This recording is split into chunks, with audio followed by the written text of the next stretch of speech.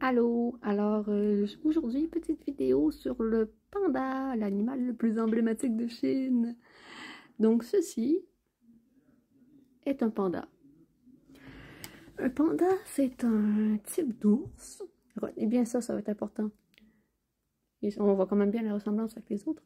Mais apparemment, lui, il a pas eu le mémo comme quoi les ours, c'était carnivore, je vous explique. Ça mange que du bambou. Et le bambou n'a aucune valeur nutritive.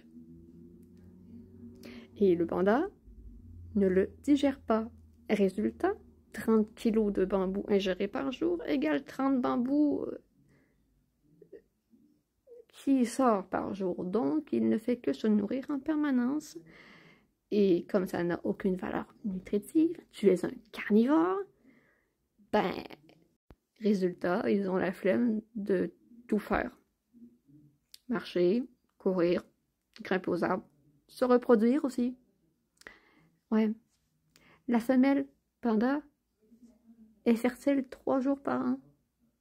3 jours par an. Ça vous donne une idée de pourquoi ils sont de plus en plus rares et aussi parce que les pandas sont naturellement solitaires. Mais quand tu es en voie d'extinction et que tu as envie de ken que 3 fois par an, ça devient un problème. D'ailleurs là-dessus, ceci est une photo de panda qui essaie d'initier l'acte, mais la femelle est totalement désintéressée. Et 2, le mâle, il sait pas du tout quoi faire, alors que ça fait des centaines d'années qu'ils sont sur Terre. Ouais, donc ça relève du miracle d'avoir un bébé qui naît naturellement à la fois dans la nature et dans un zoo. D'ailleurs, parlant des zoos, ils sont tellement désespérés qu'ils ont commencé à leur montrer des films X avec des adultes déguisés en pandas pour les encourager à faire des bébés. Des films X pour pandas, pour les encourager à ken, pour la survie de l'espèce. Pour une petite boule d'amour comme celui-là, on leur en veut plus trop. Il est mimi, regardez ça. Coucou!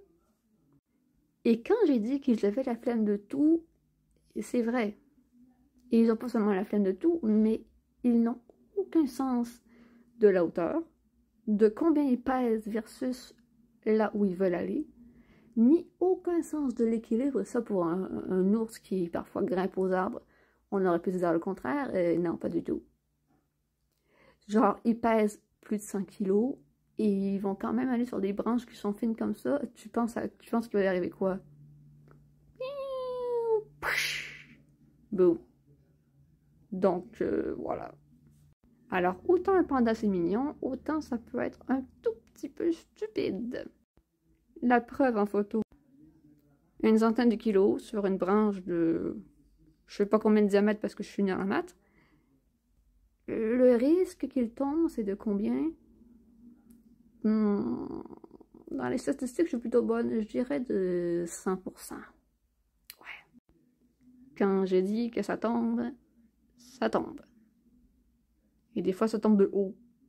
C'est peut-être pour ça qu'ils sont un peu... bref.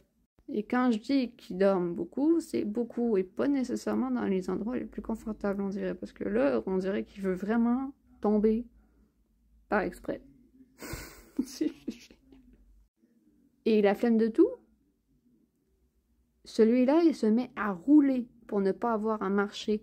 Dans le film Kung Fu Panda, quand il dit « on marche pas, nous, on roule », c'était pas un mensonge. Il roule vraiment. Il s'attrape par les pieds et wouhou, il roule. Voilà. Donc on a un carnivore qui mange du bambou, qui ne fout rien de ses journées, qui ken 3 fois par année maximum, qui sont en danger d'extinction. On se demande pourquoi.